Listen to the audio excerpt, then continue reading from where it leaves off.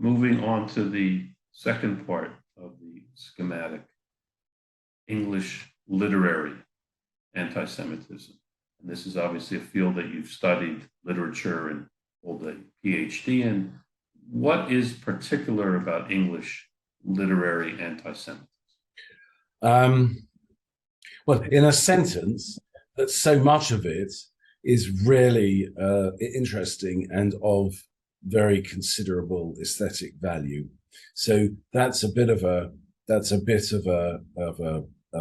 paradox, because we associate anti-Semitic with everything that is trashy and worthless, hate speech, and we associate literature with everything that is fine and most elevated, art speech. So the thought that art speech can also be hate speech, that the fine can also be the crass, that the life enhancing can also be the life denying, it's kind of hard to think through. And just as what is so striking about medieval English anti-Semitism is, among the other things that I've listed, is its innovative quality. So what is striking about English literary anti-Semitism is the exceptionally high aesthetic standard of its principal texts and authors.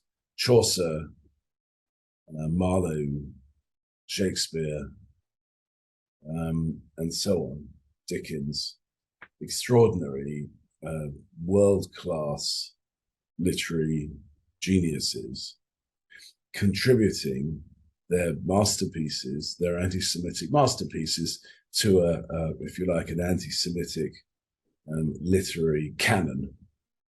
So that really interested me. I mean, my interest in anti-Semitism is thin.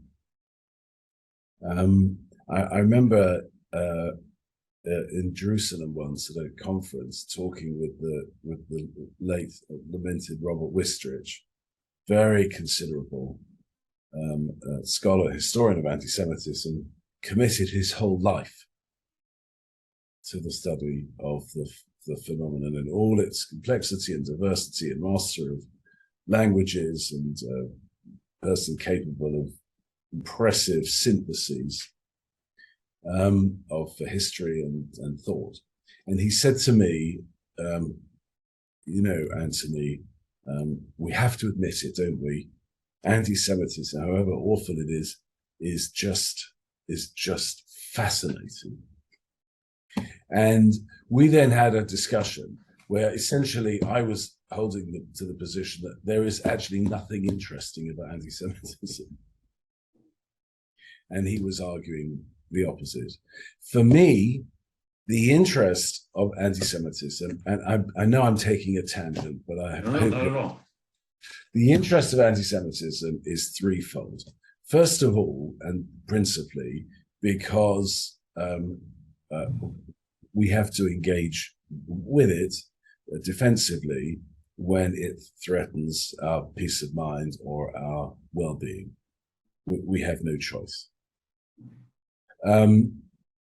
Secondly, because it's an application of the great Saul Lieberman principle. Saul Lieberman, the Talmud Chacham and the kind of great figure in latterly in American Jewish scholarship, said, rubbish is rubbish, but the study of rubbish can be scholarship. So even though anti-Semitism is itself rubbish, the study of anti-Semitism, that can be scholarship in the sense that it can be worthwhile, intellectually worthwhile engaging. So that's the second reason. I'm not completely convinced, but there is something in it. And the third reason is through anti-Semitism, through the study of anti-Semitism, you can get to address other questions which have actually got nothing to do with anti-Semitism, but are interesting in their own terms. For example, the question of the way in which works of very considerable aesthetic merit can at the same time embrace very objectionable political positions.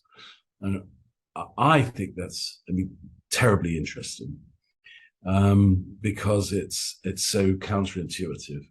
And good scholarship, I think, comes out of a recognition of the counterintuitive truth of certain things. So what drove my interest in writing about English literary anti-Semitism, first in my book on T.S. Eliot, was originally my PhD, and then in that chapter in Charles the Diaspora, was this question: how to work through the English anti-Semitic literary canon in a way that grappled with this coexistence of high quality and awful politics.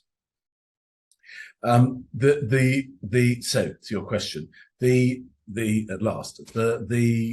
particular line that I took, the particular theme that I found in English literary anti-Semitism, and that gave coherence to it, or continues to give coherence to it, is the blood libel.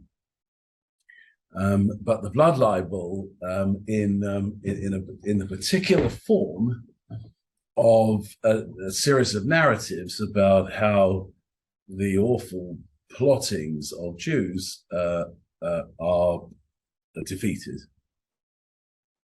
And I've suggested that kind of triumphant version of the blood libel, where in the end the kind of the Christian prevails. The energy for that kind of writing came from a very strong sense of, in English culture generally, that the Jews had been defeated. The expulsion of the Jews was a demonstration of their essential powerlessness. And so what English literature was able to do was to combine, on the one hand, the kind of the literary potential in these stories of Christians being kidnapped by Jews, tortured, etc. Goes right through, for example, to Oliver Twist. Fagin essentially kidnaps and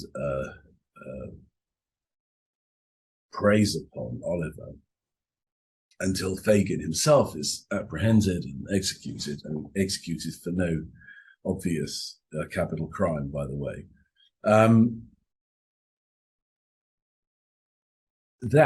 But informed by the sense that in the end the Jew will be defeated. So it's a kind of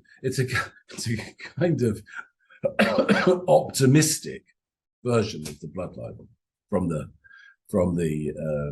enemy point of view, and that's so interesting.